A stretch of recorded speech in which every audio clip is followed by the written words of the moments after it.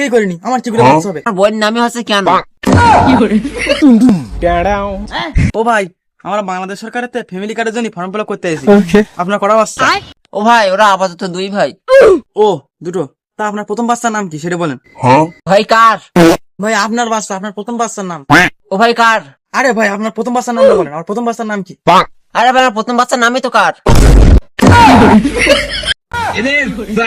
ও ভাই, তাহলে আপনার দ্বিতীয় বাচ্চার নাম কি তাই বলেন।